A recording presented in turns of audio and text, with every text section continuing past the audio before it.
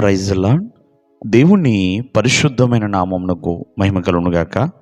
ప్రభు పేరట మీ అందరికీ హృదయపూర్వక వందనాలు. ఈ ఉదయకాలము దేవుని వాక్యాన్ని విందాం. లూకాసు వార్త 7వ అధ్యాయము 4వ వచనము. వారు యేసునొద్దకు వచ్చి, నీ వలన ఈ మేలు పొందుటకు అతడు యోగ్యుడు. ప్రియమైన వాళ్ళరా, ఇక్కడ మేలు పొందుటకు అతడు యోగ్యుడు అని ఒక వ్యక్తి గురించి రాశారు. అతను ఎవరో కాదండి, శతాధిపతి. మరి దేవుని యందు ఎంతో తగ్గింపు జీవితాన్ని కలిగి ఉన్న వ్యక్తి. ఎలాగంటే మరి తన ఒక అధికార యుండి కూడా తన దాసుడు అనారోగ్యంతో బాధపడుతున్నప్పుడు మరి డబ్బులిచ్చి పంపించలేదు, లేకపోతే ఎవరికైనా అప్పగించలేదు. తానే స్వయంగా అతన్ని ఏదో రకంగా స్వస్థపరచాలి అని ప్రియమైన వాళ్ళరా యేసుక్రీస్తు యొద్ద దగ్గరికి మరి ఎంతోమంది తన యొక్క యూదుల్లో ఉన్న పెద్దల్ని పంపిస్తాడు. ఇక్కడ ఒకసారి ఆలకిస్తే శతాధిపతి ఎందుకు యోగ్యుడిగా ఉన్నాడు అని మనం జాగ్రత్తగా ఆలకిస్తే తను యేసుక్రీస్తు వారిలో ఉన్న గొప్పతనాన్ని ఎరిగిన వాడండి.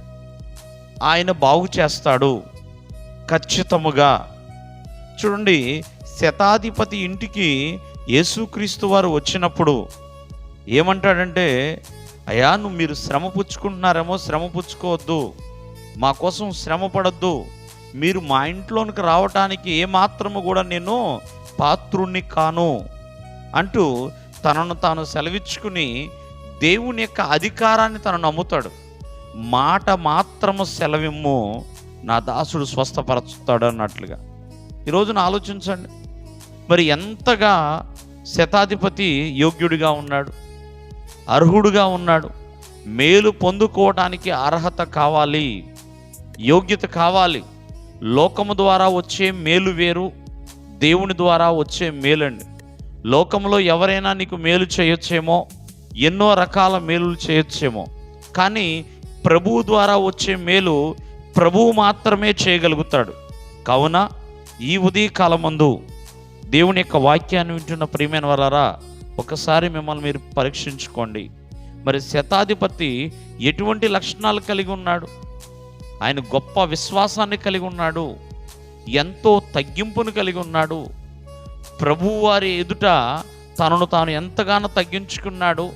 ప్రభు యొక్క అధికారానికి లోబడిన వాడిగా ఉన్నాడు. ఎందుకంటే తనకు అధికారం ఉంది, తన కింద ఎంతోమంది పనివారు ఉన్నారు. అయినా ప్రభు యొక్క అధికారానికి లోబడ్డాడు, శతాధిపతి అయినా సరే. ప్రియమైన వాళ్ళరా, ఈ దినమందు జ్ఞాపకం చేసుకోండి, ఈ ఉదయకాలం మందు శతాధిపతి వలె ఎప్పుడైతే దేవుని ఎదుటి యోగ్యముగా ఉంటావో దేవుని ద్వారా మేలు పొందుకుంటాం, దేవుని ద్వారా స్వస్థత పొందుకుంటాం. అటువంటి అవకాశము ప్రతి ఒక్కరికి దేవుడిస్తాడు. కావున దేవుని నచ్చిన ప్రియమైన బిడల వలె జీవించాలి. దేవుడు మిమ్మల్ని ఆశీర్వదించును గాక. ఆమేన్.